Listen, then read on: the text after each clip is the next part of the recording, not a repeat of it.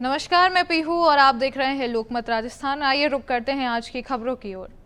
चीन ने कहा है कि वह भारतीय प्रधानमंत्री नरेंद्र मोदी का तियानजिन में होने वाले संघाई सहयोग संगठन शिखर सम्मेलन के लिए स्वागत करता है।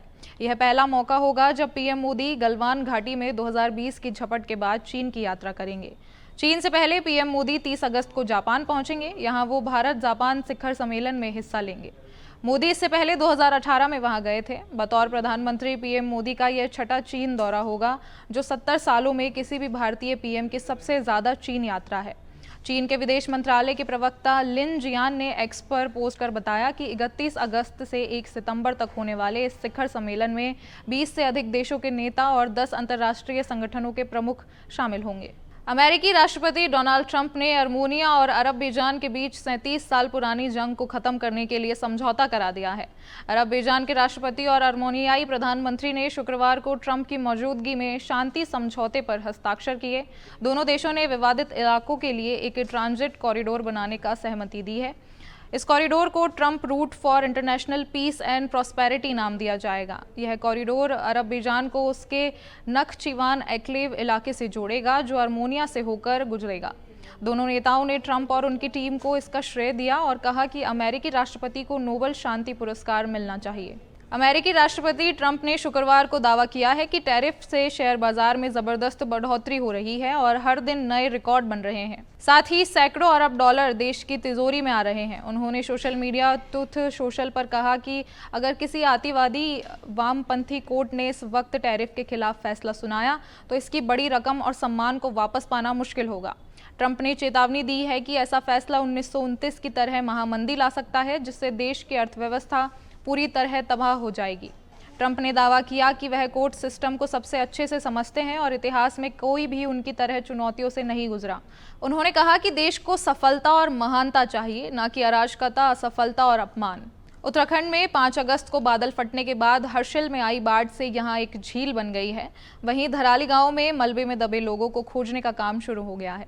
इसके लिए सोना एडवांस पेनिट्रेटिंग रडार का इस्तेमाल किया जा रहा है। इससे खुदाई की बगैर ही जमीन में दबे लोगों का पता लगाया जा सकता है। पेनिट्रेटिंग रडार जमीन के नीचे एक हाई फ्रीक्वेंसी रेडियो तरंग भेजता है, जहां यह मिट्टी, पत्थर, धातु और हड्डियों को अलग अलग रंगों के जरिए बताता है। इसके जरिए जमीन के नीचे 20 से 30 फीट तक फंसे लोगों या शवों की पहचान की जा सकती है। उत्तरकाशी जिले के धराली में 5 अगस्त को दोपहर 2 बजे बादल फट गया था और खीरगंगा नदी में बाढ़ आने से 34 सेकंड में ही धराली गांव जमींदोज हो गया था। अब तक 5 मौतों की पुष्टि हो चुकी है और 100 से 150 लोग लापता हैं। वे मलबे में दबे भी हो सकते हैं। जम्मू कश्मीर में कुलगांव के अखल जंगल में जारी एनकाउंटर में 2 जवान शहीद हो गए। शुक्रवार को कुल 4 जवान घायल हुए थे। इलाज के दौरान लांस नायक प्रिंतपाल सिंह और सिपाही हरमिंदर सिंह की मौत हुई। शनिवार सुबह यह जानकारी आई। ऑपरेशन अखल 1 अगस्त से जारी है।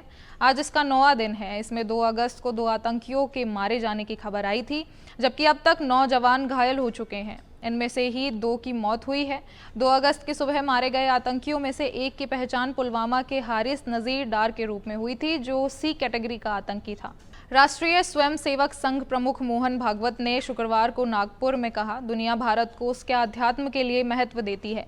इसी वजह से हमें विश्व गुरु मानती है। दुनिया को इस बात से मतलब नहीं कि हमारी अर्थव्यवस्था कितनी तेजी से बढ़ रही है। भागवत ने आगे कहा, भले ही हमारी इकोनॉमी $3 ट्रिलियन से ज्यादा हो जाए, तब भी दुनिया को उसका आश्चर्य नहीं होगा। कई देश ऐसा कर चुके हैं। अमेरिका अमीर है, चीन भी अमीर बना है और कई अमीर देश हैं। कई चीज़ें हैं जो दूसरे देशों की हैं और हम भी करेंगे। IRSS चीफ ने कहा कि दुनिया के पास आध्यात्म और धर्म नहीं है जो हमारे पास है। दुनिया हमारे यहाँ इसके लिए आती है। इसमें जब हम बड़े बनते हैं तो सारी दुनिया हमको नमस्कार करती है और विश्व गुरु मानती है। देश भर में आज रक्षाबंधन का त्यौहार मनाया जा रहा है। सावन के आखिरी दिन काशी में बाबा विश्वनाथ को मंगला आरती के बाद रेशम की राखी पहनाई गई। वहीं उज्जैन के महाकालेश्वर मंदिर में महाकाल को राखी बांधी गई। अमर पुजारी के परिवार की महिलाओं द्वारा तैयार की गई खास राखी उन्हें अर्पित की गई है। महाकाल को जो राखी बांधी गई है उसमें मखमल का कपड़ा, रेशमी धागा और मोती का उपयोग हुआ है। राखी पर भगवान गणेश जी विराजित हैं। उधर अयोध्या में भगवान रामलला और उनके भाइयों के लिए श्रृंगी धाम से राखियां लाई गई हैं। पीएम मोदी ने देशवासियों को बधाई दी। पीएम ने एक्स पर लिखा, सभी देशवासियों को रक्षाबंधन की शुभकामनाएं। दिल्ली एनसीआर में शुक्रवार रात से तेज बारिश जारी है। यहां पर बारिश का रेड अलर्ट जारी किया गया है। तेज बारिश के कारण 100 से ज्यादा फ्लाइट्स देरी से उड़ान भर रही हैं। दिल्ली में कई इलाकों में पानी भर गया है, ऐसे में ट्रैफिक जाम की स्थिति बन रही है। वहीं हिमाचल प्रदेश के कुल्लू के शरोद नाला में बादल फटा है। गनीमत रही कि घटना में किसी को चोट नहीं आई, लेकिन शरोद नाला से सटे बरोगी नाला का वाटर लेवल बढ़ गया है। लैंडस्लाइड के चलते चंडीगढ़ मनाली हाईवे बंद है। वहीं बिहार में तेज बारिश का दौर जारी है। बेगूसराय में बाढ़ के चलते 118 स्कूल अगले आदेश तक बंद किए गए हैं। ऐसी तमाम खबरों और अपडेट्स के लिए देखते रहें लोकमत राजस्थान।